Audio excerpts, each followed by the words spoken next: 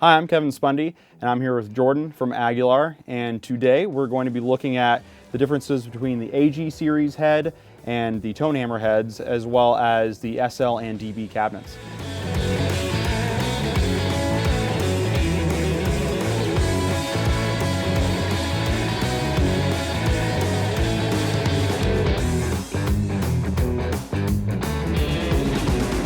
Really, with Aguilar, what was like the first amp that you guys released ever?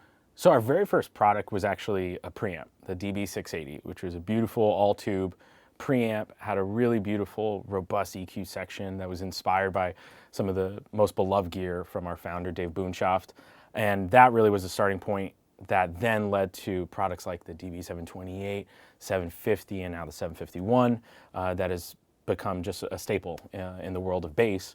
And then from that, we kind of transitioned a little bit to the AG500, which was our first solid-state all-transistor head. So for a brand that was built around tubes and hybrid products at the time, this was quite a departure. But all-transistor head and solid-state head, it really is a thing of beauty. There's an immediacy, a quick dynamic response. There's all these qualities about it compared to the tube realm, which is more that pillowy, warm, cushiony vibe that the AG introduced into the marketplace. And it was much beloved. We had a single channel version as well as a dual channel version of that head. And we decided to come out a little bit later on with the AG700. So introducing our 700 watt Class D section into that. And again, improving on that all transistor solid state, all that good stuff, and bringing that to today's customers. So the AG700 is, again, it's really a thing of beauty, but I think next to the tone hammer, it's nice to have these flavor options. And hopefully today, we can talk a little bit about how to at least find the one that connects more with you. They're both great, but both different camps. And hopefully we can help you guys out. Yeah. So the AG700, like you were saying, is there's a lot of immediacy to it. It's a punchy amp. Very.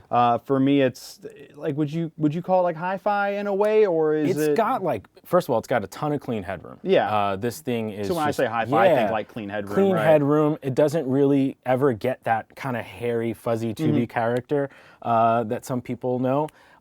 But it's also, I think it's important between the tone hammer and the AG to talk about what's the tool set, meaning the EQ section. So yeah, all the time, how do those differ? Yeah, so they differ in a couple different ways. So we'll start with the AG. So the AG's got a 4-band EQ here. So we got bass, low mid, high mid, treble, and then we have what I like to call the 2 magic buttons, so deep and bright. So those are 2 broadband boosts right on tap there on the front panel. So a 4-band EQ. So you got the ability to control both your high and low mid simultaneously, which could be very helpful for some players if they want that ability to dial in both. Again, with the magic buttons, you've got broadband boost. So a lot of our artists and customers all over, sometimes they just kick both of them on and they just go. And leave everything else just flat. leave everything flat. So that's one tool set. If you go over to the other with the tone hammer, so we've got a 3-band EQ, but something unique, 2 things actually unique to this head is that you have, in addition to the mid-level, of course, the mid-frequency sweep. So you can dial the right amount of low or high mids that you want to either boost or cut, which can be very, very helpful, especially if you have a need to, really fine-tune that mid-range section, as opposed to something that maybe is a fixed frequency with a fixed curve. Well, with the mid-level and mid-frequency control, you get a little bit of that added flexibility there. So yeah, that's unique to to find what mids you like or dislike, and then dial those in or dial them out. Super duper helpful. I can't tell you how many, especially like on vintage basses, vintage Fenders and things like that, where that mid-range nose can vary a little bit differently from bass to bass, and you want to kind of tweak it a little bit. It's really helpful. Or like a honky room, and you're trying to really dial out maybe something there. Super duper helpful on the tone hammer. On the tone hammer, we also have the drive control. So that's a second gain stage that adds in a little bit of extra grit, harmonic distortion into the mix that, again, leans into that tube-like character, which is really the biggest thing that separates the tone hammer from the AG series, just from a sonic palette standpoint. The tone hammer really captures the essence of tubes. It has that warm, pillowy feel to it. So if you're coming from the tube realm and you like some of those vintage kind of tones, the tone hammer is a great place to start. you're probably going to feel right at home flat. And the drive, as you start to kick it up, you get this more focused mid-range, and the bass and treble tighten up really nice. So a really easy, I use it all the time on a gig to just kind of find my seat, you know, in the mix, and it just feels great, especially if you're a P-bass with a flats kind of person. Yeah. Man, tone hammer is just right at home there. So that's a tone hammer, that's the AG. Again, different tools, different sonic palettes. They're different flavors. They're different flavors, yeah. And you might find that, hey, for some gigs or for some instruments I have, the tone hammer fits the bill and it's perfect for it. Or you might have a different instrument, you know, especially like we have a lot of customers that have jazz basses and they're playing maybe a little bit more modern styles. They want some of that immediacy and that dynamic response and that clean headroom. Great, AG delivers for that. So 2 flavors, 2 different tool sets, find the one that connects more with you. Yeah, and for me, like one of my misconceptions I think about the tone hammer that I've had previously is that tone hammer is for somebody that's playing like metal or rock, and it's like that's not necessarily true. That's me just being wrong about stuff. Because you were saying P bass with flats and playing like a classic R&B gig. It's like, oh, I wouldn't have even considered the tone hammer for that personally, but like that does sound like that is the. I mean, I think about, you know, some of our artists like John Patitucci, you know, in the, an icon in the jazz world.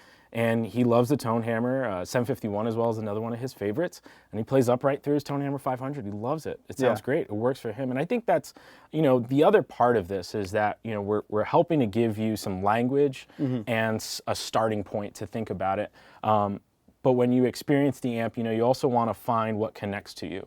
And so a lot of our customers and a lot of our artists have both. Yeah. And again, they connect with them for different reasons. Yeah, it's okay to own more than one amp. Very much okay. You can, yes, you can definitely get more than one amp.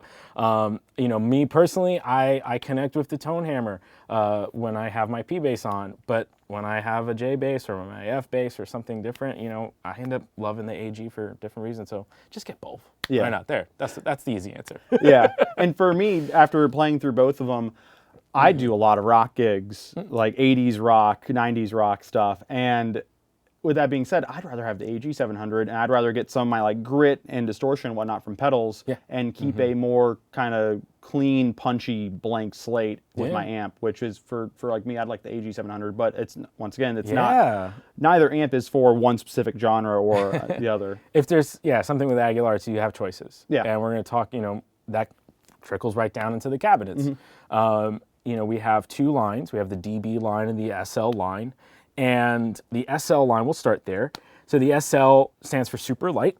The SLs feature neodymium magnets and lightweight box construction. And the idea was really, you know, a cabinet line that had gigging basis in mind, travel, portability, but also, and I think this is really important for today's conversation, sonically, they're 2 different flavors as well. The SL is this really beautiful neutral palette, I call it. It's a cabinet that can kind of go a bunch of different directions. The mid-range is beautifully balanced and even. Again, with the treble and bass, it's all kind of there, which is really nice if, again, you're looking for a cabinet or for a more neutral sonic profile for your sounds, especially kind of like you were just saying, if I need to throw different effects and things like that, and I want to kind of, you know, highlight different tones and different sounds, but I want my cabinet to kind of be like a common denominator in the whole tone. This is a great cabinet to look at. Again, it's portable as well. We had that in mind. It's light, and we make it in a variety of sizes: 112, 210, 115, 410, and the 212. So you have a lot of options there. With the SL, I will say too that it's a relatively like, you know, flat sounding amp like you were saying, but not sterile. And just because it's lightweight and just because it's neo magnets in there doesn't mean it's like a honky mid-range sounding amp. You mentioned something the other day about like the crossover in there, like how the cabinet's actually voiced. You know, with the cabinets, with anything, I should say, amps and cabinets, you know, it really is the sum of its parts. It's a recipe. I think anytime you experience a piece of gear, a big part of that is you're experiencing someone curating an experience for you. And so with the SLs, again, if we're going after that neutral sonic profile, and so with Neos, you know, there's some challenges there. So in our speaker design and our crossover design, we take all that into consideration and make sure we're massaging that recipe to deliver, you know, a profile and a sound that we want. So it's important, I think, to, you know, consider, as we're talking about these cabinets, just which, palette kind of connects with you more. And again, you can have one, you have the other, you can have both. It's great. But, we want to help you guys get to a good starting place. So that's the SL. Going over to the DB, so now the DB's a very different beast. What is the weight difference, by the way? So the DBs are heavier than the SLs, but again, going to the sonic profile, there's a reason for that. So Baltic birch on the DBs, a really stiff box. So what does that mean? So compared to the SLs breathe a little bit more. As you play into them, you'll notice this kind of like air moving, kind of, again, I call it breathing. That's how it feels to me. Whereas with the DB, that really stiff box, it comes across as very focused, very punchy, and it's a more aggressive character. Someone might prefer that cab for outdoor, live, louder volumes. It's a beautiful box design. You kind of want to keep feeding it because it just stays there and hits differently. Features ceramic drivers, so it has this aggressive mid-range punch, this character that kind of comes through, which is fantastic. It's very immediate. It's a very alive cabinet, Yeah. It's definitely an inspiring sound. Thundercat uses 2 DB410s. That's his rig of choice with his M51. And, it kind of ranges. We have an 810. We've got the fridge. So if you want that experience. But, even though they're heavy, we do offer this cabinet line in smaller sizes. So we have a DB112, which is the same box dimensions as the SL112. So if you have an SL112 and want to experience some of that DB flavor and character, we have the DB112, very manageable. We also do a DB210. So again, if you like the flavor of the DB410, but it's maybe a little too much box for you, try out the DB210, give it a listen, and then you can build on that. We also do a 115 if you want some of that, classic low mid aggressive punch. It's a fantastic box. Yeah. So I use both for different reasons. They're fantastic. Yeah, and the big thing with the difference between the two cabs is like, yes, it's the SL is lightweight, but I don't think people should think about buying that amp because of the lightweight factor of it. It should be the tonal differences between the two of them, what you get between the two. Yeah, I always tell customers, you want, at the end of the day, you want something that makes you focus more on the music than what's behind you. I think we run the risk, musicians, of we got gas gear acquisition syndrome, and then we go down that rabbit hole and fine tuning. But I think, we had this kind of yesterday with some office hours we're doing. Anytime we do office hours, I should say. And what do you have? Oh, I have an SL410X, and I think that's like the sound. Have you tried a DB410? No. And I'll have them turn around, and then A, B both. Yeah. And then I'll say, tell me which one you think is which. And majority of the times they get it wrong. But they're like, oh, go to that other one. Oh, that feels good. Yeah. That's the moment we're trying to capture there. And so while we're giving language, you want to make sure when you plug into something that ultimately just feels right. Because guess what? You're going to focus on music. You're going to create. You're going to worry about that stuff. And this should kind of eventually just disappear. Yeah. So.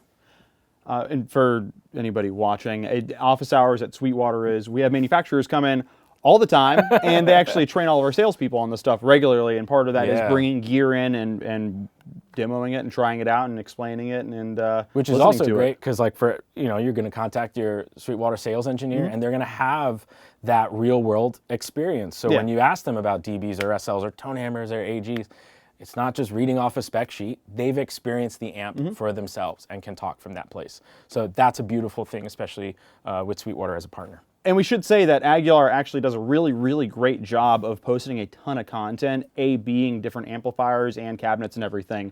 Can you expand on that a little bit? Yeah, so if you go to the Sweetwater page for any of these products, you'll find a dedicated video to that particular cabinet or amplifier. On the cabinet side, I should say, Jonathan Marin, an incredible artist of ours, has demoed all of them, being them, so you can get an ear and a sense of the character of any of these cabinets to better choose, which one you connect with.